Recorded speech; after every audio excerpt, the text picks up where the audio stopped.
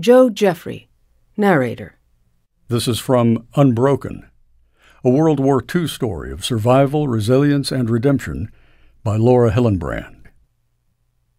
Somewhere on the endless expanse of the Pacific Ocean, Army Air Force bombardier and Olympic runner Louis Zamperini lay across a small raft, drifting westward.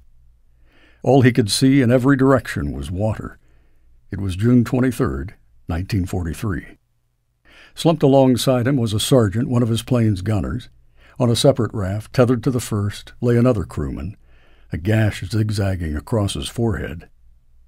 Their bodies, burned by the sun and stained yellow from the raft dye, had winnowed down to skeletons. Sharks glided in lazy loops around them, dragging their backs along the rafts, waiting.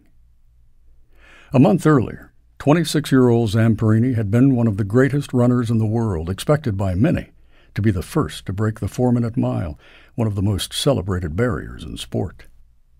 Now his Olympian's body had wasted to less than 100 pounds, and his famous legs could no longer carry him. Almost everyone outside of his family had given him up for dead. On the morning of the 27th day, the men heard a distant, deep strumming. Every airman knew that sound. Pistons. Their eyes caught a glint in the sky of a plane high overhead. Zamperini fired 2 flares and shook powdered dye into the water. The plane kept going, slowly disappearing. The men sagged. Then the sound returned. The plane came back into view. With arms shrunken to little more than bone and yellowed skin, the castaways waved and shouted, their voices thin from thirst. The plane dropped low and swept alongside the rafts.